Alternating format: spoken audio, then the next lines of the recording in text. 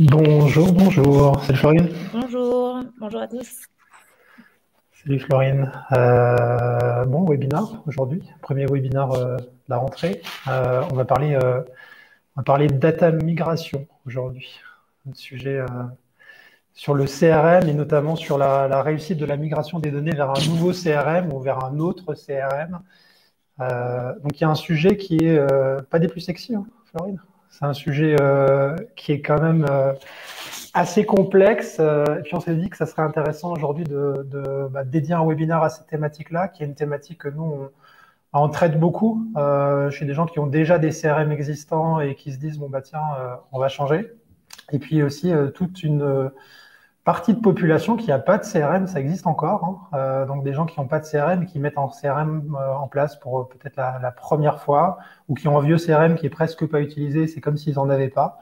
Et on a un grand sujet qu'on est habitué maintenant à traiter régulièrement, bah, c'est comment on met toutes nos données dedans.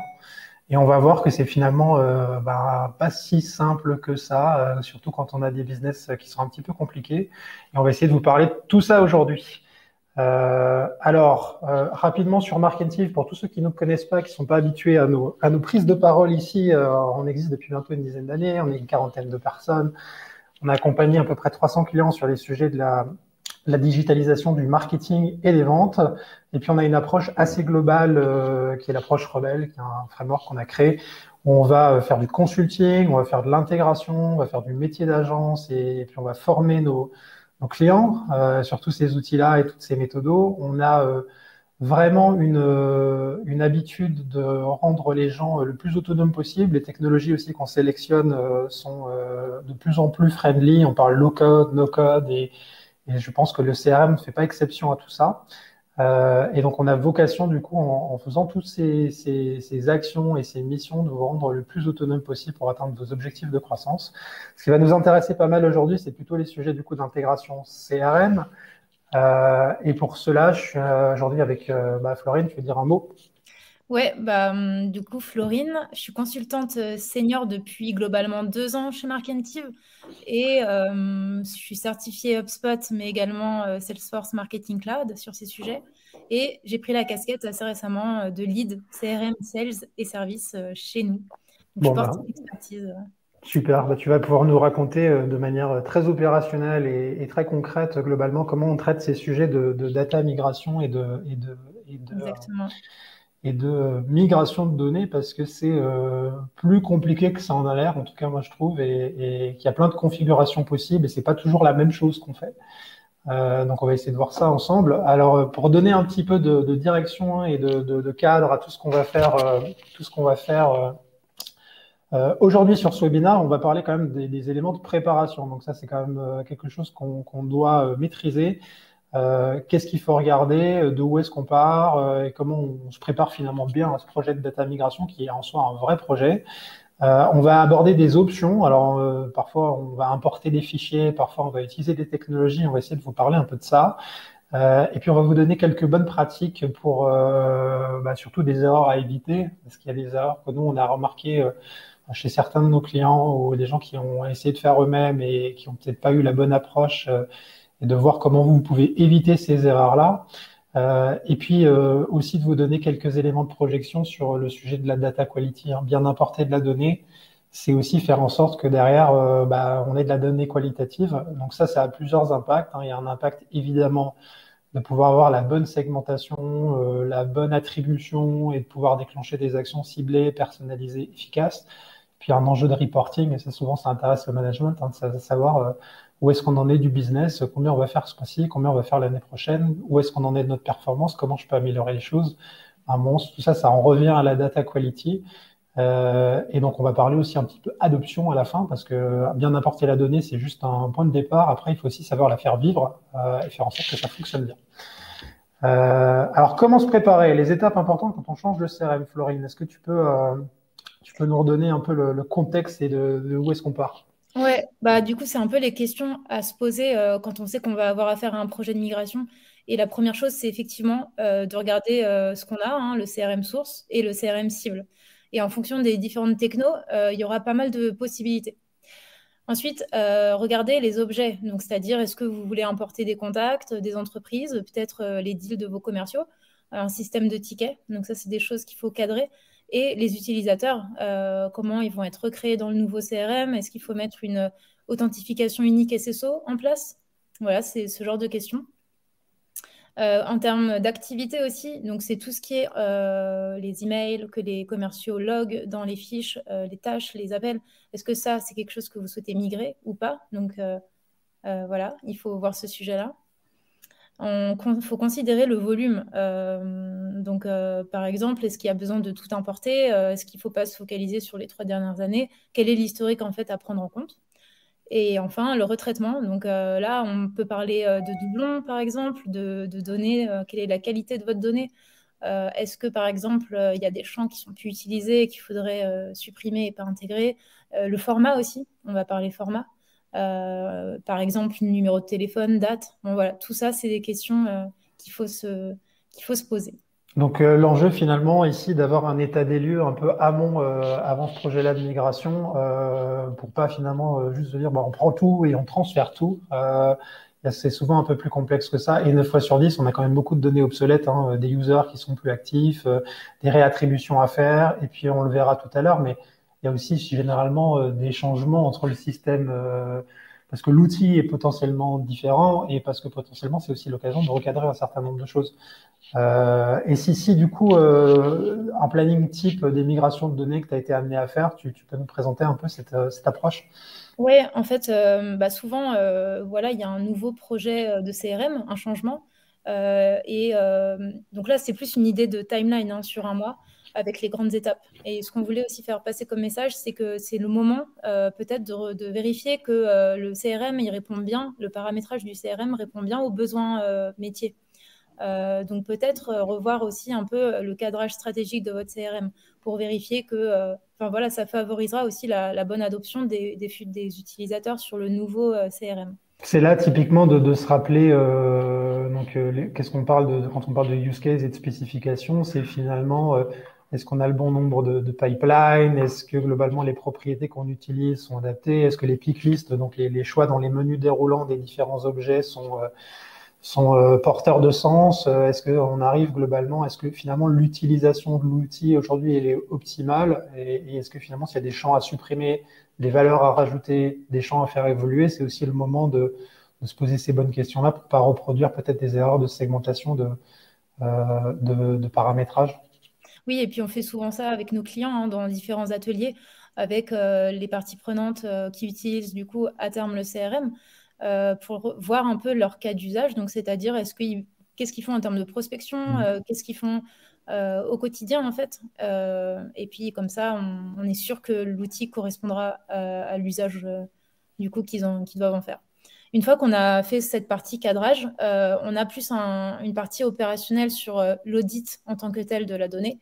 Donc, c'est-à-dire, comme Christian, tu le disais, hein, les champs, par exemple, est-ce qu'ils sont tous pertinents? Est-ce qu'ils sont tous remplis? Peut-être aussi qu'il y a des champs qui manquent pour la qualification des prospects ou de l'opportunité.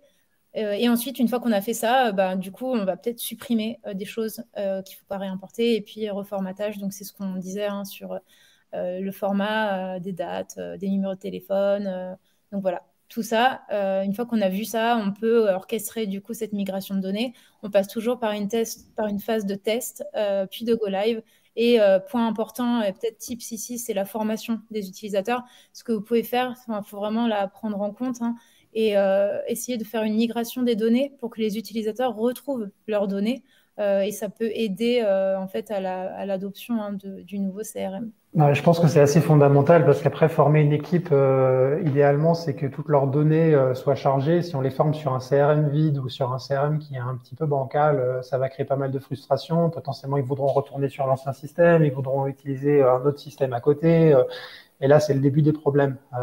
Donc, c'est vrai qu'on essaie la plupart du temps, de faire des formations sur un système qui est implémenté et surtout une data qui est chargée avec derrière des éléments de formation qui vont vraiment recontextualiser tous les actions qu'ils doivent faire sur les contacts, les comptes, les opportunités, potentiellement les objets custom, mais avec leur vraie data à eux, pour qu'il y ait une continuité la plus efficace possible dans le cadre de leur activité commerciale. Tu as des exemples, du coup, je vois sur les types de correspondance qu'on peut imaginer quand on fait ces reformatages. Ouais, c'est des exemples assez basiques, mais c'est plus pour expliquer ça. Par exemple, dans votre CRM, dans votre ancien CRM, vous pouvez avoir 4 pipelines. Vous décidez pour des raisons métiers de n'en conserver que 2. Bah, qu'est-ce qu'on fait des deals qui étaient dans les pipelines C et D, par exemple, ou sur une évolution de champ. Donc là, on a pris l'industrie du compte. Bah, finalement, retail et commerce, ça veut dire la même chose. Je décide de ne garder que retail et donc il y aura un retraitement à faire dans le fichier ou via la méthode qu'on aura décidée. Ouais, ce qui peut, donc ça demande aussi à un moment d'avoir un positionnement un petit peu courageux et de faire quelques arbitrages, de se dire, bon, bah tiens, c'est quoi les correspondances exactement qui vont nous permettre d'arriver au résultat, à savoir bah, finalement le pipeline C et D, est-ce que ça devient du A, est-ce que ça devient du B, et donc de venir en fait finalement soutenir toutes finalement ces décisions qu'on va avoir sur chaque champ, sur chaque objet, sur chaque correspondance pour faire en sorte que la data et qu'on passe d'un référentiel à l'autre de la manière la plus fluide possible. Alors on a deux grandes options du coup pour migrer. On prend l'exemple d'HubSpot qui est du coup un des CRM qu'on utilise pas mal et on vous donnera des liens si ça vous intéresse et si vous voulez un peu jouer avec le télécharge, enfin y accéder et pouvoir créer une démo gratuite et vous familiariser un peu avec ces objets et voir si ça vous intéresse de continuer un petit peu. Donc, on fait souvent des implémentations de ce CRM-là et du coup, on a deux grands cas de figure généraux. Et puis, entre les deux, j'ai envie de dire tout le champ des possibles. Mais pour vous driver un peu finalement sur comment je migre du système source vers le système cible. Et on en a un finalement qui est assez simple. Donc, on parle de CSV, donc c'est globalement des fichiers Excel qu'on va importer via les fonctionnalités d'import, ou alors on peut utiliser une autre technologie encore qui c'est ni le CRM cible, ni le CRM source, mais un bout de technologie qui va finalement faire la passerelle technique et nous permettre d'aspirer cette donnée pour la réimpacter dans le CRM d'arrivée. Tu peux nous présenter rapidement ces options? Ouais, ouais. Alors en fait, c'est plutôt dans quel cas vous allez utiliser l'option 1 ou l'option 2. Et c'est vrai qu'en général, bah, si vous n'avez pas de CRM, par exemple, et que vous avez peu de données, on va privilégier l'import tout simple via l'interface HubSpot. Ça peut être aussi dans le cas où vous avez beaucoup fait évoluer vos propriétés, vos champs, où la donnée, en tout cas, est à retraiter. Il n'y a pas une base propre au début. Et donc, en fait, l'option export-import, ça permet de vraiment garder la main sur la donnée, de la retravailler pour la réimporter. Donc, c'est vraiment les cas classiques sur lesquels on va se diriger vers l'option 1. Et puis, dans l'option 2, bah, c'est finalement qu'il y a un data loader aussi qui existe, qui est opérationnel, qui marche. Et après, bah, que la donnée est propre et qu'il y a peu de changements sur le modèle de données. Vous pouvez cliquer sur un bouton et transvaser la base, en gros, sans changement. Ok.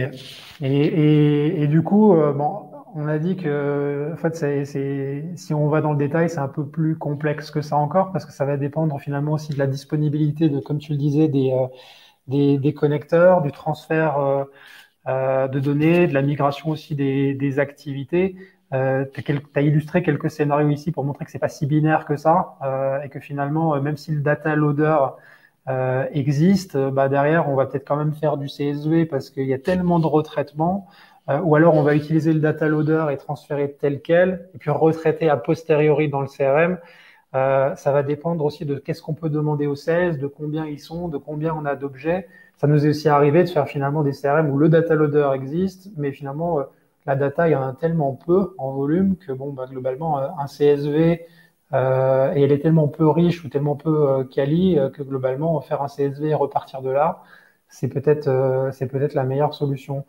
Et c'est là où, encore une fois, ça réillustre le sujet de la préparation et d'avoir un moment très clairement sur la table les tenants et les aboutissants de ce projet de migration, à savoir de quel système on part, où est-ce qu'on va, quelle est finalement la qualité de la donnée, qu'est-ce qu'on veut garder, qu'est-ce qu'on veut pas garder. Et ça va nous donner finalement un peu le scénario idéal qui est soit l'option 1, soit l'option 2, soit un mix des deux finalement. Ce qui est aussi parfois le cas, c'est que certains objets, on les transfère avec une connexion et puis d'autres, on les on les extrait, on les retravaille, puis on les réinjecte. On a aussi parfois aussi de l'hybride.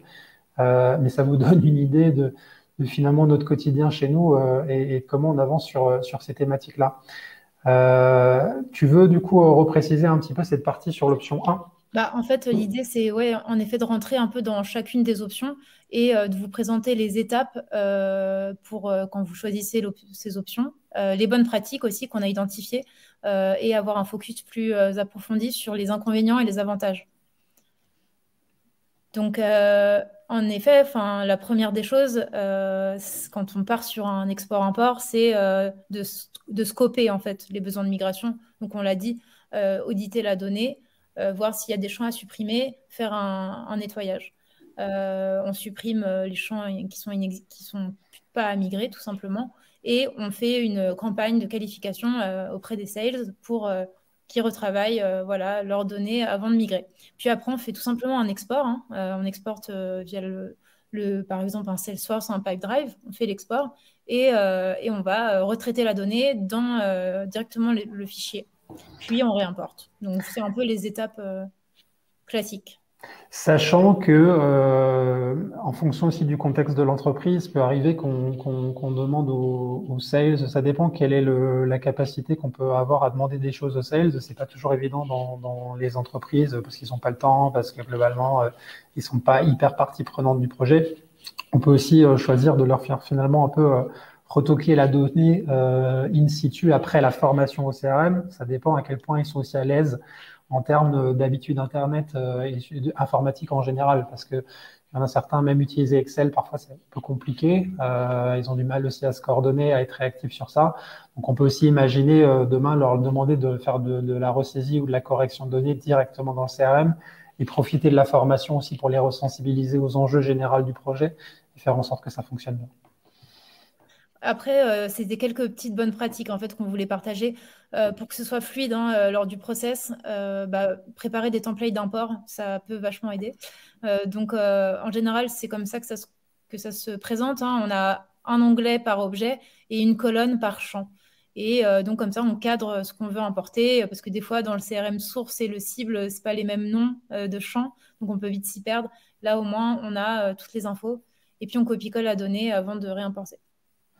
Et potentiellement ici, on peut ajouter aussi quelques pick lists sur les nouvelles propriétés qu'on aurait imaginées, sur des familles de rôles, sur des types d'industries, des tailles d'entreprise, des niveaux de maturité, des statuts de traitement qui, à un moment, ne sont pas dans le système de base, sont importantes. Et la seule personne qui sait, c'est finalement la personne qui bosse avec le client ou le prospect. Donc, c'est à lui de renseigner ça. On ne pourra pas l'inventer. Et de pouvoir lui faciliter la chose en chargeant tout ce qu'on a déjà et puis en flaguant peut-être quelques colonnes où on va attendre sa contribution sur telle et telle date qui doit être mise à jour, tel et tel montant qui doit être mis à jour, telle et telle propriété ou menu déroulant qui doit renseigner. Et si on a quelques dizaines ou voire quelques centaines d'entrées, ça peut être réaliste. Si on en a quelques milliers, bon, on va avoir du mal à lui demander ça. On va essayer de trouver d'autres solutions. On en parlera peut-être à la fin. Mais en tout cas, ça donne une bonne idée de ça. Et puis, il y a un sujet qui est compliqué finalement aussi, et je pense que tu commences à le toucher un peu, qui est la notion de, c'est pas juste un Excel avec des lignes, et on a aussi plusieurs objets, ce qui crée un peu de complexité, potentiellement plusieurs contacts, mais qui vont devoir être liés à la même boîte, et aussi une ou plusieurs opportunités qui vont parfois être liées au contact et à la boîte, et parfois aux deux. La contrainte. La contrainte ici, c'est qu'on n'a pas non plus envie d'importer chaque fichier séparément, parce que sinon on va avoir que des objets qui flottent, les contacts d'un côté, les comptes qui sont pas liés, les opportunités qui sont complètement décorrélées. Et ça, c'est typiquement quelque chose qu'on va essayer d'éviter. Et je pense que c'est un des sujets les plus durs avec l'import CSV, c'est de respecter finalement le lien entre ces objets-là, qui parfois est un peu facile et un peu automatisable. Donc, si on a les mêmes emails avec le nom de l'entreprise, on arrive à bricoler quelque chose. Par exemple, pour les opportunités, il va falloir être un petit peu plus technique. Et dans certains cas de figure, on n'a pas une association directe entre compte et entreprise qui est automatisable. Là, il va falloir effectivement à un moment avoir des identifiants et des propriétés qui vont nous permettre de faire. Et en fait, quand on a un CRM à la base, c'est plus simple parce qu'en général, on a des ID de correspondance entre les tables. Et du coup, il faut se servir de ça pour refaire l'import ensuite dans le nouveau CRM. Et après, ce qui est une bonne pratique aussi, Ce qu'on vous conseille, c'est de faire des tests, hein, bien sûr. On prend 5 à 10 records par objet qui sont associés. Et on importe tout ça, on regarde si ça s'est bien associé et si ça fonctionne, on refait du coup en masse. Et pour ceux qui sont un peu nouveaux sur ces sujets-là, ID unique, à un moment, c'est des clés enfin, c'est globalement une colonne qui va généralement être soit un numéro de série, j'ai envie de dire, du contact dans le système A, un numéro de série du contact dans le numéro 2, mais qui va nous permettre en fait de faire le lien, parce qu'on peut pas juste prendre le nom et en se disant c'est la clé, parce qu'on a aussi des homonymes, hein, et sur le prénom et sur le nom de famille, et on va avoir besoin à un moment de ce petit tracker technique qui est souvent un numéro, un chiffre ou une suite de chiffres et de lettres, mais qui va être unique, vraiment unique, et qui va nous permettre en fait de pouvoir, grâce à Excel et après avec de la correspondance, de se dire bon ben voilà, selon ce fichier-là, cette colonne-là qui est présente dans l'objet contact et dans l'objet compte, on va être capable de réconcilier les deux et de garantir l'association dans le système qu'on vise. Et puis là, c'était pour montrer un peu, là en l'occurrence dans HubSpot, qu'on peut assez facilement en fait identifier aussi des erreurs qui ont eu lieu, hein, sur l'import. Et la bonne pratique, c'est bien sûr de parcourir ce fichier, d'aller les corriger. Et on a mis juste après des exemples un peu courants d'erreurs qu'on peut avoir. Typiquement, une option d'énumération ambiguë. Donc l'appellation peut faire peur, mais en fait, c'est assez simple. C'est que la liste déroulante dans votre fichier d'import et dans HubSpot ne sont pas identiques. Donc, il faut regarder ce qui ne colle pas. Des fois, c'est un espace, un S, enfin voilà, dans les valeurs de la liste déroulante. On peut avoir le cas de propriétaire introuvable, donc ça, c'est très courant. On a oublié de créer un utilisateur dans HubSpot, alors qu'il est contact owner ou propriétaire du contact, par exemple, de plusieurs prospects. Et on a l'impossibilité d'analyser la date. Donc ça, c'est parce qu'en fait, dans un fichier, avant d'import dans HubSpot, il faut qu'on ait les dates au même format et au bon format. Oui, parce qu'on peut finalement avoir une date dans une propriété où on tape la date, il n'y a pas de contrainte, et puis il y a vraiment des propriétés qui sont formatées pour la date, ou des propriétés qui sont formatées pour un menu déroulant, ou propriétés pour du choix multiple. Et les systèmes informatiques ne savent pas traduire l'un dans l'autre, et généralement ça bug, hein, tout simplement. Donc soit ça fait bugger l'import dans certains cas de figure, soit globalement ça va tout importer sauf ça. Donc on a différents types de configurations, et c'est là où globalement on a besoin de faire ce fameux mapping, et d'où encore ce travail de préparation.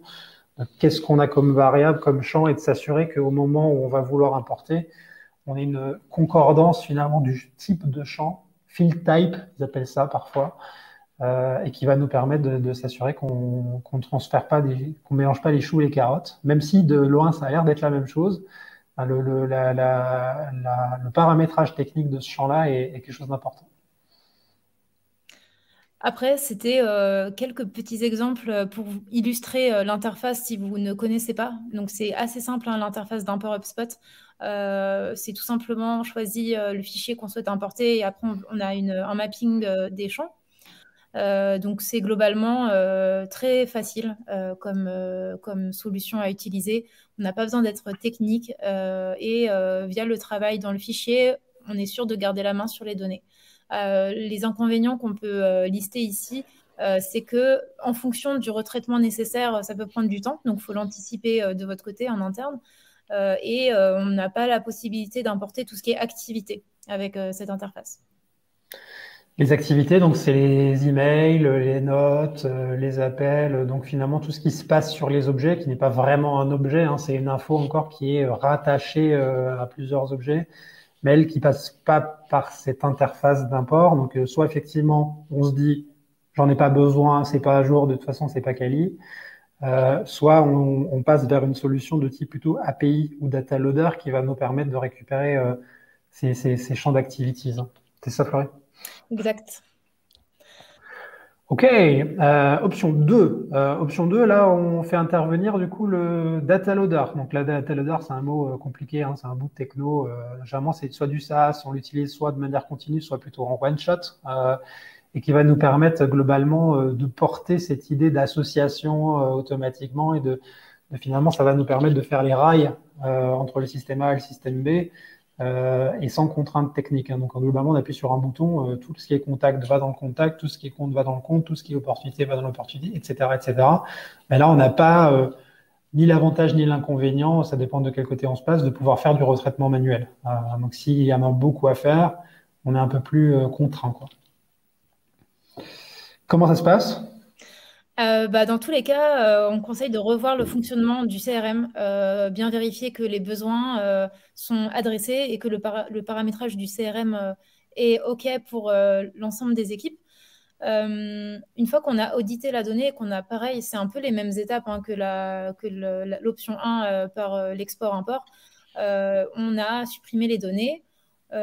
Voilà, enfin, c'est vraiment important à faire parce qu'on va vraiment migrer l'existant en général. Donc, c'est vraiment quelque chose d'important. Sinon, vous allez devoir supprimer les champs dans le CRM cible. Donc, vaut mieux faire le clean en amont dans le CRM source. Pareil, si les commerciaux ont la bande passante et veulent bien faire ce travail de repasse, on peut l'organiser. Et puis surtout, après, on va regarder d'un peu plus près ce data loader. On va regarder les fonctionnalités qui sont disponibles. Est-ce que tous les objets sont pris en compte? Est-ce que vous allez pouvoir faire les différentes correspondances entre les champs? Voilà, ça et aussi combien de temps ça prend pour positionner ça dans la timeline? Est-ce que c'est 24 heures par exemple, enfin, suivant le volume de données?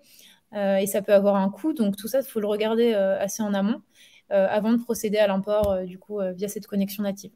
Et la grosse différence est finalement qu'ici, on est obligé de faire pas mal de cleaning dans le système de départ, parce que vu que bon, on va prendre tel quel et globalement, on va repousser ça dans un autre système. Si votre CRM de départ, vous savez pas trop le faire vivre, le paramétrer, changer les choses dedans, c'est un peu plus compliqué d'utiliser un data loader. Ça nous arrive parfois, hein. Surtout dans les solutions un peu métiers. C'est un petit peu compliqué. Et du coup, le cleaning doit se faire un peu avant. On appuie sur le bouton, ça passe dans le système, et puis après, on a encore cette possibilité-là, mais on n'a pas toutes les fonctionnalités de retraitement de fichiers qu'on peut avoir avec l'option que tu illustrais en amont. Et donc, tu as illustré un cas ici avec du coup un cas courant, c'est les gens qui passent de Salesforce à HubSpot, c'est quelque chose qu'on voit pas mal chez nous. Oui, exactement. On a beaucoup de clients qui sont dans cette situation, souvent parce que le Salesforce, il est peu utilisé, il y a une mauvaise adoption ou c'est un peu trop une grosse machine pour l'équipe. Et finalement, on a 200 à 300, 500 commerciaux qui sont embarqués sur HubSpot. Et là, en fait, on a deux façons de faire pour la migration. On peut passer par l'interface d'import HubSpot. Quand on a connecté l'intégration native Salesforce HubSpot, on a des fonctionnalités supplémentaires qui sont ajoutées à l'interface d'import. On va dire que c'est bien, mais il y a un inconvénient, c'est qu'on peut importer tout l'ensemble de l'objet. On ne peut pas aller choisir, je veux tel champ, tel champ. Là, on clique sur contact, ça importe tous les contacts. Donc souvent, c'est pas une bonne option. Enfin, ça ne correspond pas aux besoins. Par contre, on peut détourner en fait l'interface de synchronisation. Donc, je ne sais pas si tout le monde connaît, mais c'est l'interface qui va permettre de synchroniser les différents objets entre HubSpot et Salesforce et d'aller définir vraiment les champs qui doivent être synchronisés. Et on peut synchroniser aussi des objets personnalisés, hein, pas que les objets standards. Donc, c'est quelque chose de plus souple. Et donc, voilà, on peut faire ça. Pour illustrer ça, hein, du coup, finalement, c'est l'interface d'import. On est quasiment dans la même situation qu'importer un fichier CSV, sauf que ça va passer avec derrière, au lieu de charger un fichier ici, on va avoir les logins de Salesforce et on va pouvoir récupérer l'objet, mais ça ressemble un peu à l'import de fichiers. La synchronisation a souvent été utilisée quand on a des gens qui utilisent HubSpot Marketing avec Salesforce CRM. Donc c'est souvent ça l'utilisation un peu standard de cet objet-là. Là, ce qu'on essaie de faire, c'est qu'on va détourner un peu cette synchro qui vise à faire exister les deux systèmes en parallèle pour répercuter en fait tous les objets Salesforce côté HubSpot. Et avec du coup la possibilité aussi de récupérer des objets custom maintenant via la synchro, ce qui n'est pas toujours été possible, sachant que maintenant dans HubSpot Sales Enterprise, on a les objets custom, donc la possibilité aussi du coup de récupérer cette data-là depuis Salesforce. C'était un autre exemple là avec un middleware du marché. Je ne sais pas si vous connaissez, mais il y a pas mal de plateformes qui se sont spécialisées dans la migration de données des principaux CRM. Et là, on donne l'exemple de Trujay.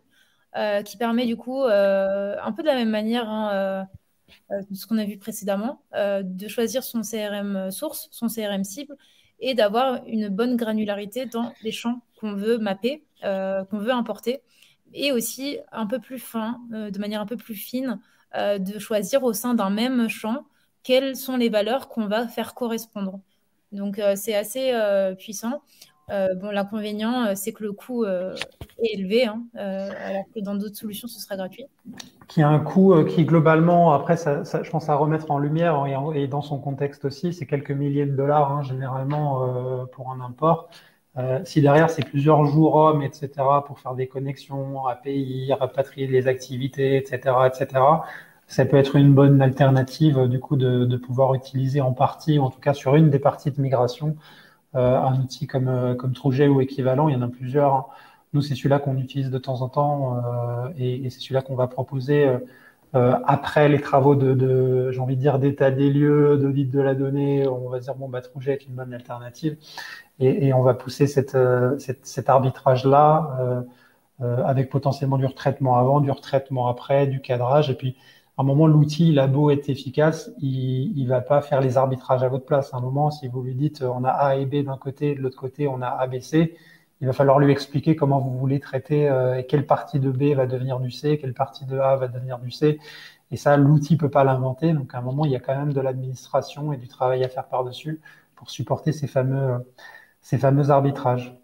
Et puis, quelle que soit l'option finalement qu'on sélectionne, de temps en temps, on a quand même de la repasse à faire derrière et on a des outils aussi, si on n'est pas super fort avec Excel, qui vont nous permettre, je pense aux automatismes, au batch, au changement en batch, hein, c'est-à-dire de sélectionner une portion de contact, une portion d'opportunité ou quelques objets et de faire du changement en masse dessus en changeant des propriétés via des workflows ou via des fonctions d'élite massifs qui vont nous permettre derrière potentiellement, c'est la même chose qu'on ferait quand on réattribue par exemple les comptes d'un owner vers un autre.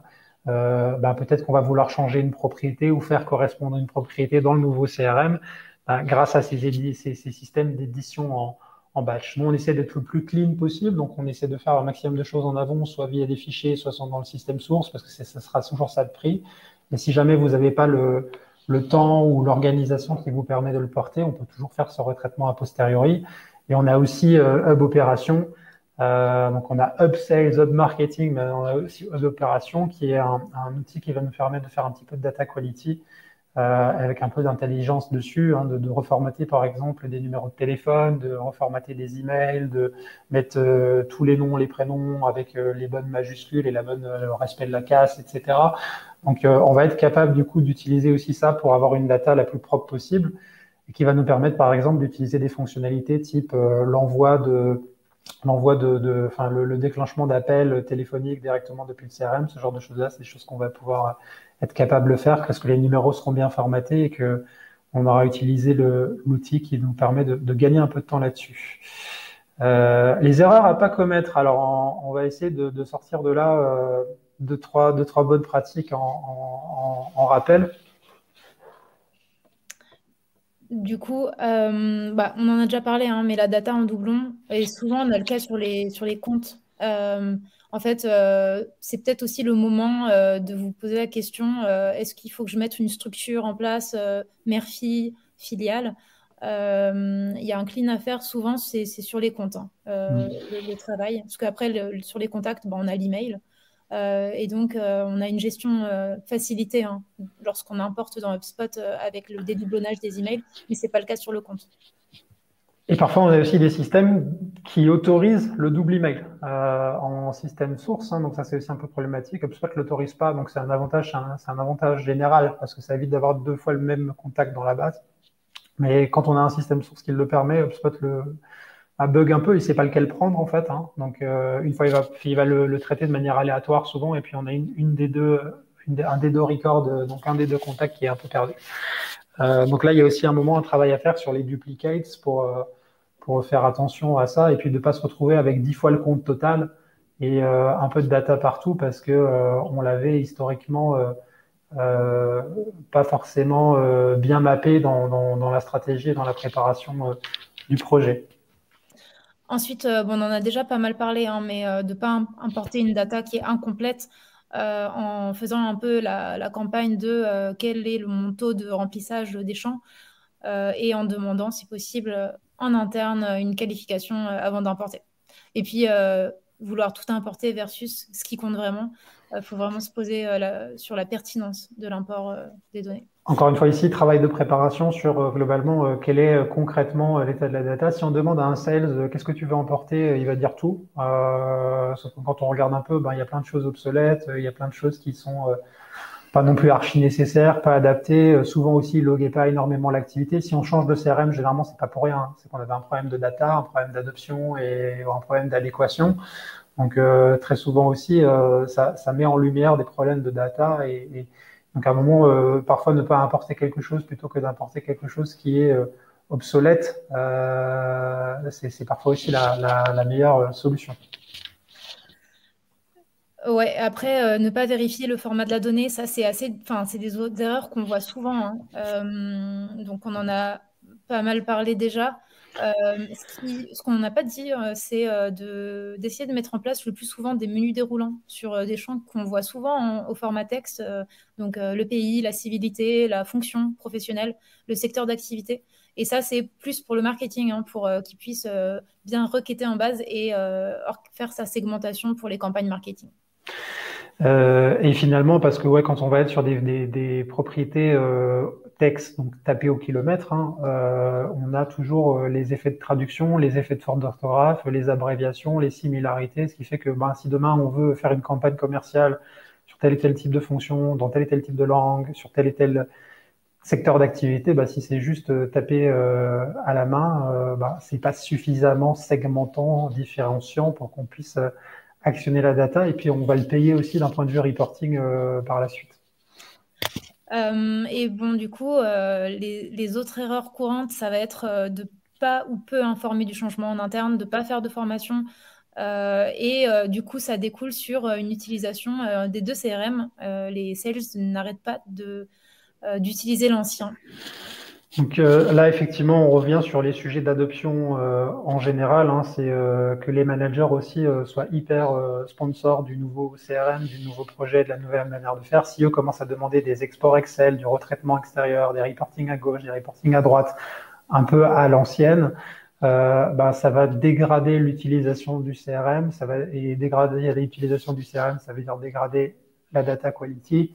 Du coup, les reportings sont pas bons et du coup, on a une dérive qui s'installe très vite et qui fait que bah, le CRM ne va pas fonctionner. Donc nous, on va préconiser bah, une démarche intelligente d'import de la donnée, de réadéquation des besoins et de formation des users dans le nouveau système pour qu'ils fassent tout bien tout de suite.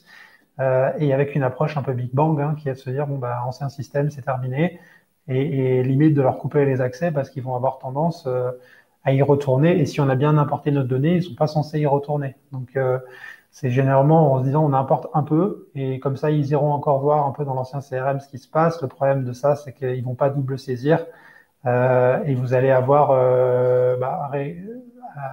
tout à moitié et finalement rien de vraiment efficace, aucun reporting très fiable et aucune database qui est vraiment celle de référence. Et puis on apporte.